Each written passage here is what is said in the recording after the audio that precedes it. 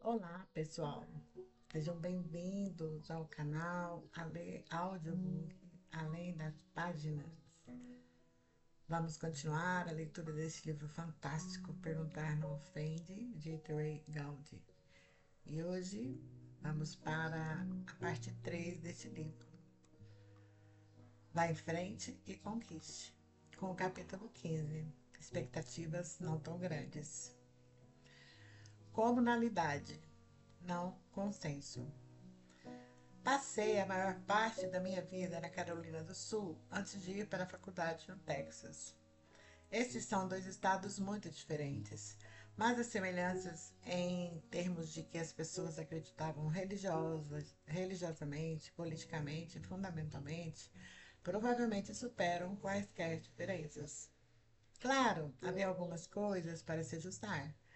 George Strait em vez de Elvis Presley, dança em linha em vez de transar, Wranglers em vez de leves.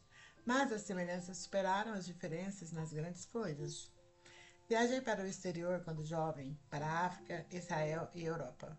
Mas em alguns casos eram culturas muito diferentes, em oposição a diferentes pessoas coexistindo dentro da mesma cultura geral e estrutura política.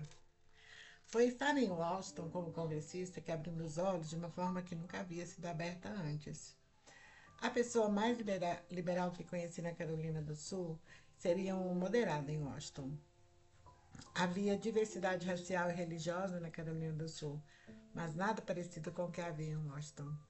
O que experimentei em DC foram pessoas que tinham crenças muito arraigadas que iam contra as minhas próprias crenças arraigadas.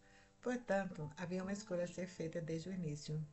Evitar essas diferenças e tentar persuadir para um consenso total ou aceitar essas diferenças e apreciá-las. Se eu tivesse chegado com minhas proverbiais armas persuasivas em punho, esperando chegar a um consenso total com todos que conheci e evangelizando minhas crenças específicas de acordo com minhas experiências na Carolina do Sul, sem dúvida teria deixado um enorme fracasso. Visar o consenso absoluto não é apenas uma expectativa tola, é também desrespeitosa. Washington mostrou-me que, embora o consenso não seja uma expectativa tão grande, a uniformidade é uma expectativa admirável e razoável. Quando anunciei que deixaria a política e voltaria para a Carolina do Sul, foi programado para coincidir com minha saída da cidade. Eu não queria encontrar repórteres ou ter conversas prolongadas com meus colegas. As pessoas mais próximas de mim sabiam o que eu iria fazer e isso era bom o suficiente para mim. Então, fiz o anúncio e fui para o aeroporto voltar para casa no final de semana. Olhei para o meu telefone e comecei a ver mensagens de texto aparecendo. O primeiro foi o agora senador Kirsten Sinema. A segunda foi do deputado Tulsi Gabbard. Houve outros e muitos deles eram dos meus amigos e colegas do lado republicano. Mas o primeiro e o segundo textos que recebi foram de dois colegas, que você talvez nem necessariamente pense que eu conheceria. À primeira vista, você poderia se perguntar o que um republicano da Carolina do Sul teria em comum com um democrata do Arizona e um democrata do Havaí. Acontece que temos muito em comum, mas não necessariamente no que se refere à política. Sim, votamos de forma diferente. Deveríamos. Nossos distritos e aqueles que temos o privilégio de representar pensam, acreditam e votam de forma diferente. Mas a vida é mais do que apenas política. É uma questão de virtude, de família e da celebração das coisas que temos em comum. Às vezes, caímos na armadilha de pensar que a persuasão é o ato final para fazer alguém mudar completamente de ideia. Isso é algo muito difícil de realizar. Fazer com que alguém mude de opinião sobre quando a vida começa, ou sobre os limites da segunda emenda, ou se devemos manter ou eliminar o código eleitoral, é difícil e não ocorre com frequência. E se a persuasão for mais sutil do que isso? E se você persuadir uma pessoa que antes acreditava que a vida começou na viabilidade a acreditar que a vida começou mais cedo? E se você convencesse alguém de quem acreditava que a segunda emenda não tem limitações para acreditar que, sim, houve restrições sobre quem pode possuir certas armas, onde você pode possuir essas armas e a natureza dessas armas? Não seja ganancioso. Tem expectativas justas e realistas sobre o quanto você espera realizar. Não presuma que aquilo em que você acredita é tão poderoso a ponto de derrubar totalmente as crenças e experiências pessoais de alguém. Às vezes, o maior ato de persuasão que você realizará é persuadir alguém de que é hora de parar de brigar o tempo todo. Às vezes, a coisa mais persuasiva que você poderia fazer é dizer a alguém de quem você discorda que está fazendo um esforço para entender melhor de onde essa pessoa vem. Lembre-se, persuasão é movimento. Busca um terreno comum em vez de um consenso completo. É muito mais alcançável e, em muitos aspectos, muito mais admirável. Pensar que será uma mudança total é uma maneira infalível de seu objetivo elevado terminar em um fracasso lamentável. Ganhar versus sucesso. Não há decepção na vida como expectativas incompatíveis. Se eu pensar que vou ganhar uma bicicleta nova no Natal e um belo relógio, certamente haverá decepção. Isso não se reflete nem na bicicleta nem no relógio. Nem significa que meus pais não me amavam de verdade. Significa que houve uma desconexão entre os dois conjuntos de expectativas. E essa desconexão levou a algum tipo de fracasso, seja temporário ou duradouro. A maioria dos meus fracassos foi o resultado de expectativas incompatíveis ou de ser muito ganancioso na minha persuasão, de querer mais de uma troca de que aquilo que é necessariamente devido a mim ou razoavelmente alcançável naquela conversa. Quando não há simetria entre as expectativas da pessoa que tenta comunicar e das que recebem a comunicação, haverá uma dolorosa desconexão. De uma perspectiva política, a ascensão do populismo dentro de ambos os partidos é, na minha opinião, um sintoma de expectativas incomparáveis. Estou mais familiarizado com o lado republicano da equação, por isso aqueles que têm outras perspectivas políticas podem julgar se isso é verdade para a sua equipe.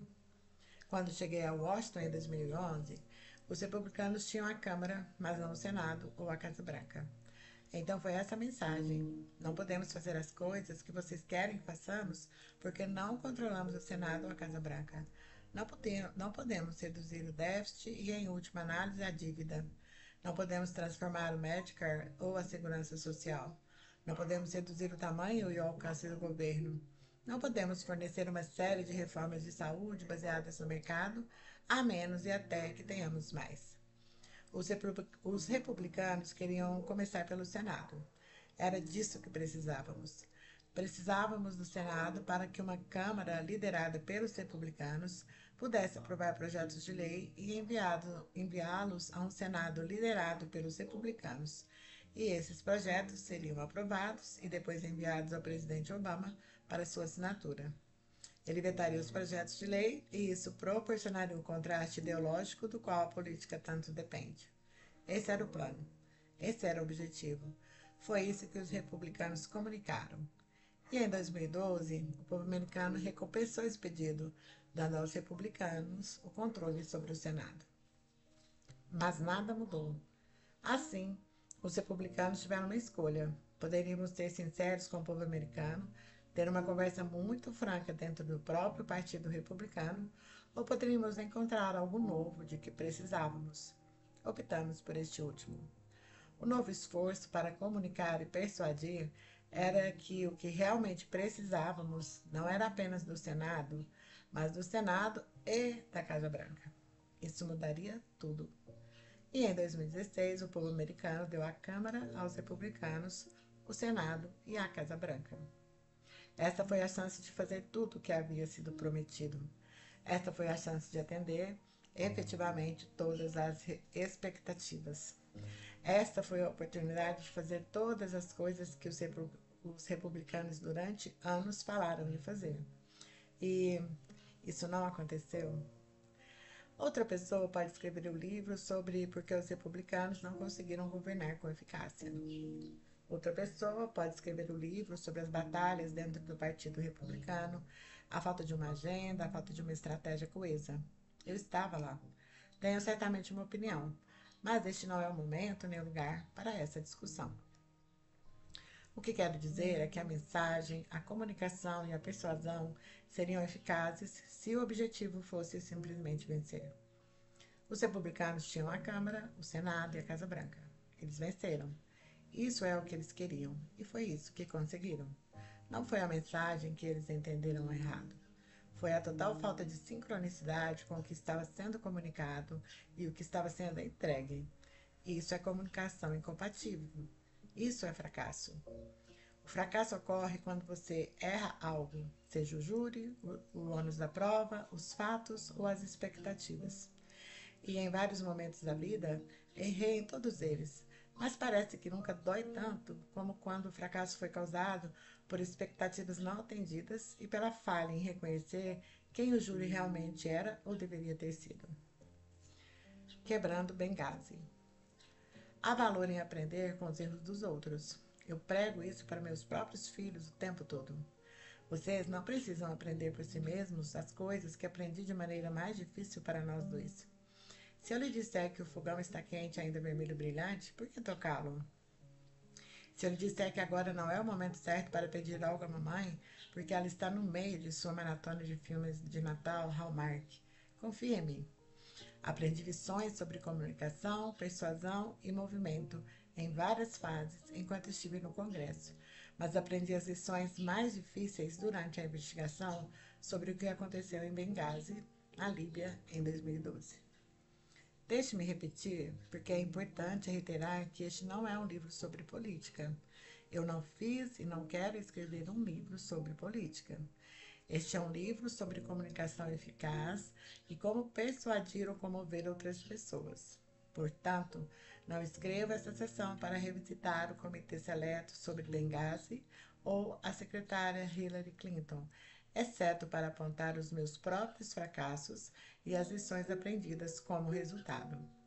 E talvez, apenas talvez, você possa aprender com meus erros e evitá-los você mesmo, pois terá suas próprias provações, tribulações e oportunidades. As lições que apresento neste livro, conhecer o júri, projetar sinceridade, ter domínio dos fatos, compreender a calibração entre o que você está tentando provar e o que o júri ou o público esperarão, e o mais importante, ter uma visão clara, objetivo conciso em mente antes de começar. Essas são coisas nas quais eu deveria ter passado mais tempo focado, quando o presidente da Câmara, John Boehner, ligou e disse que estava propondo um comitê seleto para escrever o capítulo final sobre o que aconteceu com 4 corajosos americanos que perderam suas vidas a serviço do nosso país. É quase impossível conduzir uma investigação séria e centrada nos fatos num ambiente hiperpolítico. Isso certamente ofenderá os democratas que querem que o presidente Trump seja investigado por todas as coisas pelas quais querem que ele seja investigado. Isso também certamente ofenderá os republicanos que investigaram questões relacionadas com o Departamento de Justiça, a Lei de Vigilância de Inteligência Estrangeira ou o Serviço de Receita Interna e a forma como lida com grupos conservadores. Mas fiz parte de todas essas investigações, de uma forma ou de outra, e a minha posição permanece inalterada. É quase impossível conduzir investigações sérias e centradas nos fatos no atual ambiente político. O primeiro obstáculo é que o júri, pelo menos no que se refere a questões políticas altamente controversas, não é realmente persuasível e uma persuasão eficaz exige que alguém tenha pelo menos uma mente aberta. Outro aspecto indispensável para uma comunicação eficaz é saber, com precisão e clareza, quem é exatamente o seu júri. No que se refere ao Comitê Seleto de Benghazi, o júri começou a diminuir à medida que a investigação avançava. Os ativistas republicanos não ficaram satisfeitos porque nunca tive paciência ou interesse em teorias da conspiração infundadas, nem aceitaria reuniões com grupos que defendem essas teorias. Ainda há advogados republicanos que estão chateados comigo porque não quis me encontrar com seus clientes. Tudo bem, às vezes quem são seus críticos é tão importante quanto quem são seus apoiadores. Os democratas não ficaram satisfeitos porque houve mais uma investigação. Ponto final. É verdade que houve um conselho de revisão de responsabilidade. É verdade que outras comissões do Congresso analisaram vários aspectos do que aconteceu em Benghazi. O Comitê de Inteligência da Câmara, presidido por um republicano, divulgou um relatório. O Comitê de Serviços Armados da Câmara, presidido por um republicano, divulgou um relatório. A Comissão de Supervisão e Reforma do Governo da Câmara, presidida por um republicano, também publicou um relatório. Assim, os democratas e os meios de comunicação social poderiam ter feito duas coisas. Uma de duas coisas. Primeiro, queixar-se de mais uma investigação ou, segunda, perguntar por que as investigações anteriores deixaram tantas questões sem resposta. Os democratas e a mídia optaram pela primeira opção. Eu acreditava então, como acredito agora, que havia questões legítimas dignas de resposta. Por que não houve um único recurso militar dos Estados Unidos a mover-se em direção a Benghazi, na Líbia, desde o momento do ataque inicial ao nosso embaixador e outro pessoal diplomático, até o momento em que o anexo foi atacado e T. Woods e Grant Doherty foram mortos? Esta é uma questão legítima, não importa qual seja a sua política. No entanto, não foi respondida por nenhuma das investigações das comissões anteriores. Quem finalmente resgatou nosso pessoal do anexo após o ataque de morteiro que matou T. Woods e Glenn Doherty? Essa também é uma questão legítima. Foi singularmente importante para muitos dos homens que foram resgatados, que o grupo certo recebesse o crédito e o grupo errado não recebesse o crédito. No entanto, os comitês anteriores não identificaram o grupo responsável por salvar ainda mais vidas americanas. Todos sabíamos que o ataque não era uma reação espontânea a um filme anti-Islã que tinha sido lançado anteriormente e que tinha causado alguns protestos em outras partes do Oriente Médio. Isso estava firmemente estabelecido. O que não sabíamos era como esse ponto de discussão passou a fazer parte da narrativa do governo. As consequências foram significativas. Foi deliberado? Foi impactado pelas próximas eleições presidenciais de 2012? Ou foi simples negligência quando o analista inclui a manchete errada, na data errada, no relatório de inteligência e foi invocado? A questão merecia ser respondida, mas as comissões anteriores não o fizeram. Se você estivesse tentando apurar o que aconteceu durante algum incidente, gostaria de conversar com as testemunhas oculares, certo? Você gostaria de falar com todas as testemunhas oculares? Existe algum limite para quantas testemunhas oculares você gostaria de falar? Recentemente, o antigo colega democrata afirmou, no âmbito da investigação ucraniana, que é claro que não iria realizar audiências públicas onde uma testemunha pudesse ouvir outra testemunha e adaptar e moldar os seus depoimentos em conformidade. Faz sentido, não é? Não se entrevistam testemunhas em grupos e, na medida do possível, não se permite que as testemunhas saibam o que as outras testemunhas disseram. É chamado de sequestro em um tribunal e é rotineiramente invocado exatamente por esse motivo, para impedir que as testemunhas esclareçam suas histórias ouvindo umas às outras. Portanto, se entrevistar as testemunhas uma a uma é suficientemente bom para a investigação ucraniana e para os tribunais de todo o país, não seria também suficientemente bom para uma investigação sobre o assassinato de um embaixador dos Estados Unidos e de 3 outros corajosos funcionários públicos? Por que é que todas as testemunhas oculares não foram entrevistadas pelos comitês anteriores que investigaram o que aconteceu em Benghazi? E por que é que algumas das testemunhas oculares foram entrevistadas por comitês anteriores em grupos e não individualmente? Se é bom para um lado, deve ser bom para o outro, certo? Foi solicitada mais segurança para Trípoli ou Benghazi nas semanas e meses que antecederam os ataques? Do que o Departamento de Estado tinha conhecimento e a quem foram feitos os pedidos? Estas eram questões de fundamental importância para aquele que acabou por se tornar o único júri com quem me importava: os sobreviventes dos ataques e os familiares dos mortos. Para responder a essa pergunta, era necessário acesso aos documentos. Esses documentos estavam sob custódia e controle do Departamento de Estado e poderia ter incluído e-mails ou para a própria secretária de Estado.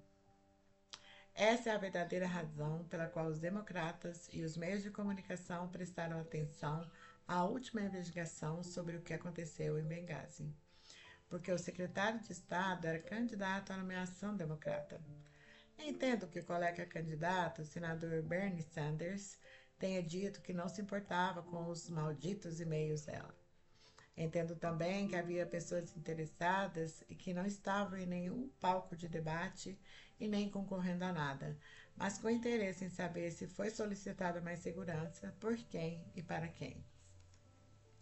E na medida em que o Estado, em que qualquer uma dessas informações pudesse estar em documentos e e-mails do Departamento de Estado, esses familiares e sobreviventes preocupavam-se com os seus malditos e-mails. A investigação de Benghazi ficou irremediavelmente interligada com a história do acordo de correio eletrônico da secretária Clinton. Isso acabou levando ao servidor e a milhares de outras histórias depois disso. Pedir e-mails ao secretário de Estado sobre solicitações de segurança após a morte de um embaixador foi uma coisa eminentemente razoável de se fazer. De que outra forma você avaliaria o que era conhecido e quando, a não ser olhando os documentos? Acredite ou não, os republicanos da Câmara no Comitê Seleto de Benghazi não criaram a história do e-mail. Isso foi feito pela reportagem de um repórter do New York Times chamado Michael Schmidt. Schmidt também divulgou a história do escândalo do futebol FIFA e uma série de histórias subsequentes sobre o FBI e o Departamento de Justiça. Se ser um bom repórter significa ter boas fontes, Schmidt é um repórter muito bom. Mas ele não é republicano e não faz parte do comitê seleto. O New York Times escreveu muito mais histórias sobre o acordo de e-mail da secretária Clinton consigo mesma do que o nosso comitê teve audiências sobre o mesmo assunto. Tivemos apenas uma audiência pública que abordou, mesmo que remotamente, seus e-mails. 1. Uma audiência pública versus mais de 100 entrevistas privadas com testemunhas sobre o que aconteceu antes, durante e depois dos ataques. Em muitos aspectos, Benghazi era uma investigação de homicídio e eu tinha muita experiência com isso. Que vergonha por não ser inteligente o suficiente para saber que aquilo não se parecia em nada com o tribunal. Era política e a culpa foi minha por não ter percebido isso antes. Não alinhei corretamente as expectativas com o que era razoavelmente provável ou mesmo com o que era razoavelmente possível. Minha expectativa, minha ideia de como seria o sucesso, era simplesmente obter novas respostas, para descobrir novos fatos que as investigações anteriores de alguma forma não tinham percebido. Estas não eram as expectativas da maioria dos outros observadores do trabalho da nossa comissão. Como presidente, era minha responsabilidade definir as expectativas certas e atendê-las. Quando suas expectativas estão desalinhadas com as expectativas dos outros, essa é uma receita para o fracasso. O júri com quem eu estava tentando me comunicar não era o júri com quem outra pessoa estava tentando se comunicar. Normalmente, a família e os amigos das pessoas mortas no ataque terrorista constituiriam um júri mais do que suficiente. Acrescente a isso os homens que sobreviveram aos ataques, tanto nas instalações diplomáticas como no anexo, e teremos os ingredientes de um júri que vale a pena servir. Mas foi ingênuo da minha parte não perceber que outros concluiriam que o júri era mais amplo e menos personalizado, especialmente no ambiente político moderno, à beira de uma corrida presidencial. O testemunho público da secretária Clinton foi em grande parte um fracasso, na minha opinião. Uma falha no que diz respeito ao processo e ao reconhecimento tácito de limites de tempo artificiais que consistentemente funcionavam contra a construtividade. Uma falha na compreensão de que a mídia, como forma de júri, exigiria que desta audiência viessem novas informações. Sim, estou ciente da ironia dos meios de comunicação exigirem novas informações de uma investigação que a maioria dos meios de comunicação não acreditava ser necessária para começar. Uma falha porque a investigação durou muito tempo. Uma falha na compreensão de que mesmo aqueles dispostos a apoiar o comitê seleto estavam principalmente interessados em perguntas sobre os seus e-mails, em oposição a perguntas sobre perfis de segurança na Líbia. Uma das minhas lembranças mais vívidas da audiência pública da secretária Clinton foi olhar para aquela sala lotada do comitê e ver T, a viúva de Woods. Ela deu um apoio incrível durante toda a investigação. Seu interesse singular na investigação era simplesmente saber o que aconteceu, quando aconteceu, por que aconteceu e tudo que poderia ser conhecido sobre as últimas horas de T. Mais de 7 anos depois de T. Woods ter sido morto ao tentar proteger o seu país e os seus amigos, a sua viúva, Dorothy, enviou-me uma fotografia do seu filho. 7 anos depois de T. ter sido morto. 3 anos após o término do Comitê Seleto. 1 ano depois de deixar o Congresso. Nunca foi sobre política para ela. Atender às expectativas dela é o suficiente para mim agora, e essa deveria ter sido minha expectativa desde o início. Mas este não era um caso de homicídio, e por mais que fossem chamados os nomes dos 4 homens mortos ao serviço do nosso país, essa audiência seria sobre o secretário de Estado. Poderia ter sido bem sucedido? Quais eram as expectativas razoáveis, mas ainda assim admiráveis? Depende de qual foi o seu objetivo. Tenho dificuldade em pensar em quaisquer audiências recentes no Congresso que possam ser descritas com segurança como bem-sucedidas. Mas me vem à mente outro famoso que incorpora falhas semelhantes às minhas. Como Miller caiu. Robert Miller era fuzileiro naval, advogado dos Estados Unidos e diretor do FBI. Ele tinha uma sólida reputação de integridade, de acordo com a maioria dos americanos. No entanto, nem mesmo ele conseguiu escapar ileso no ambiente político moderno. Você mesmo pode ler o relatório dele e decidir sobre isso. É na audiência que quero focar como mais um exemplo de expectativas incompatíveis. Como devem lembrar-se, Miller passou 2 anos a investigar o que a Rússia fez aos Estados Unidos durante as eleições de 2016 e com quem, se é que houve alguém, a Rússia conspirou. E depois que sua investigação foi concluída, ele emitiu um relatório. Isso deveria ter sido suficiente. 2 anos. 2 volumes de material. Leia você mesmo e tire suas próprias conclusões.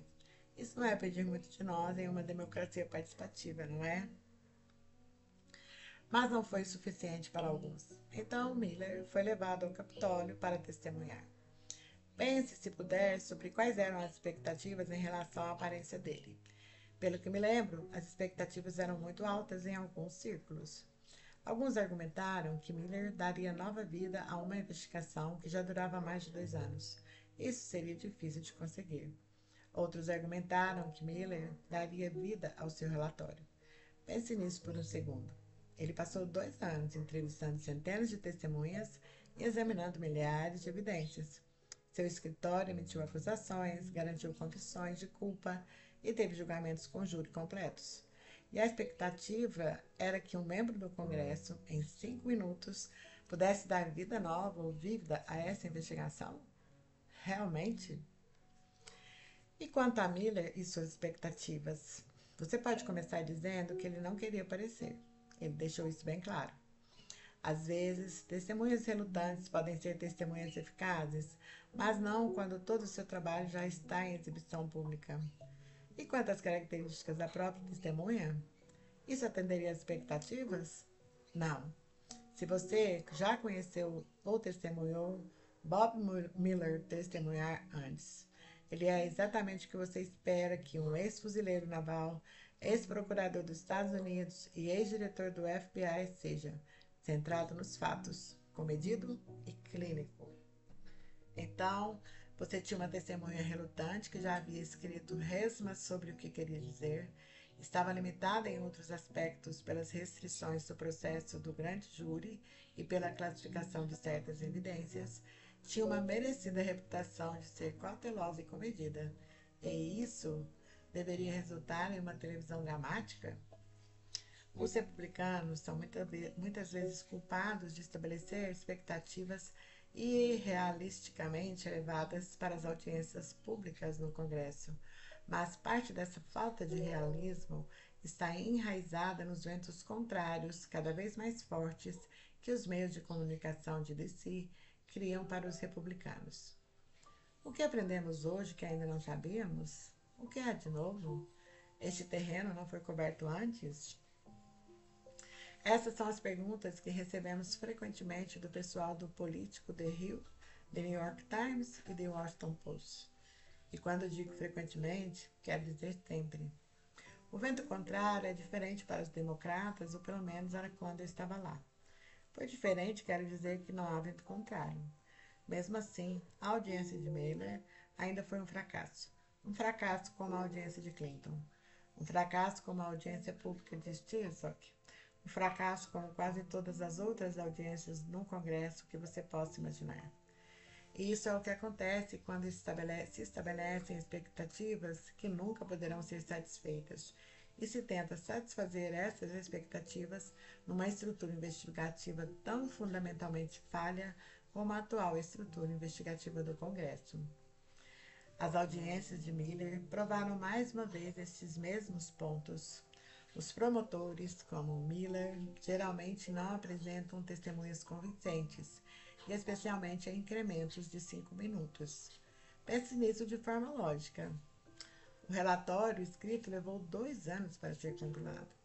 Como você poderia destilá-lo em incrementos de 5 minutos, simplesmente respondendo às perguntas de outras pessoas? Você realmente não poderia conceber um esquema menos calculado para ter sucesso do que este. Se algo novo tivesse surgido na audiência, qual teria sido a sua provável resposta? Bem, como diabos você não percebeu isso durante os 2 anos que está investigando? Você deve ser um péssimo investigador se não conseguiu encontrar um fato significativo em 2 anos, com um orçamento multimilionário e uma equipe de agentes do FBI, se um membro do Congresso o descobriu em 5 minutos. Nunca haveria novas informações encontradas pelo Congresso que uma longa investigação já não tivesse encontrado.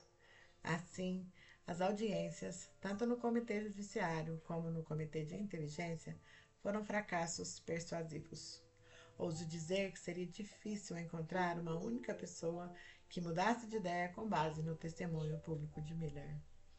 Se o júri já tomou a sua decisão e os mecanismos de persuasão disponíveis incluem responder às perguntas em incrementos de 5 minutos e as expectativas foram estabelecidas ridiculamente altas para o seu testemunho, isso é uma receita para o fracasso.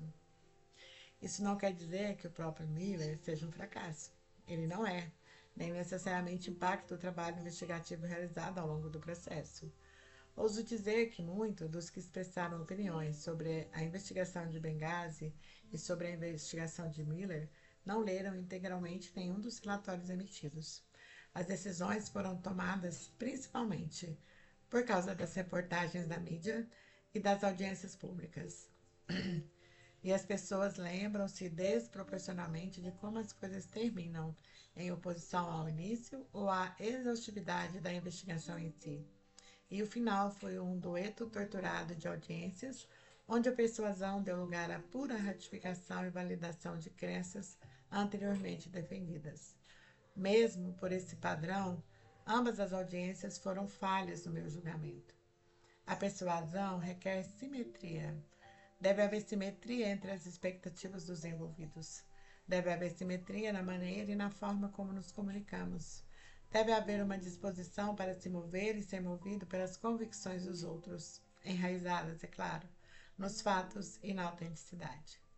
Os fracassos persuasivos que sofri como promotor, congressista, membro da família ou amigo, foram em grande parte baseadas em expectativas desalinhadas.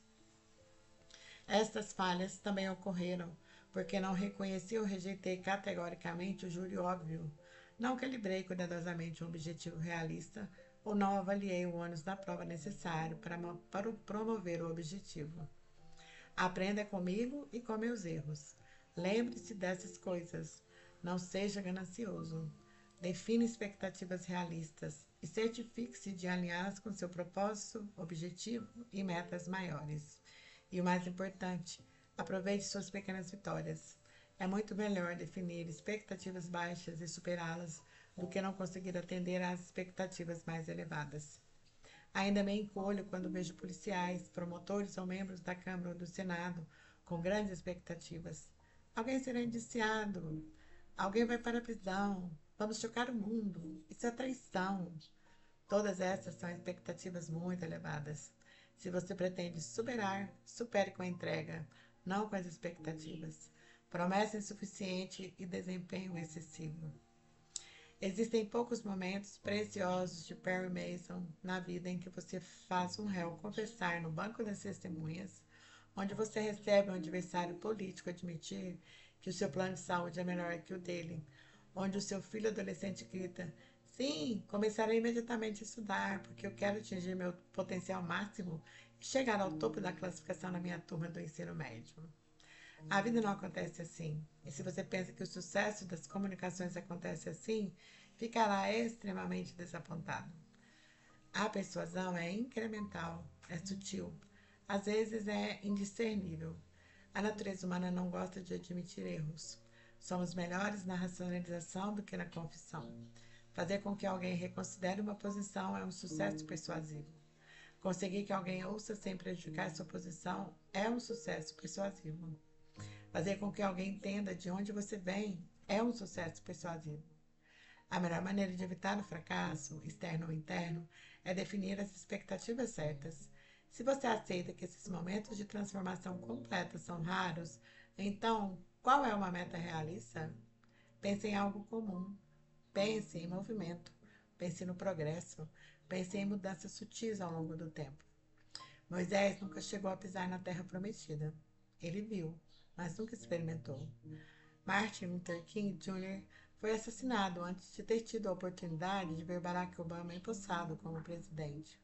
Tim Scott ocupou um lugar no Senado dos Estados Unidos, ou Condoleezza Rice servir nos mais altos escalões do governo.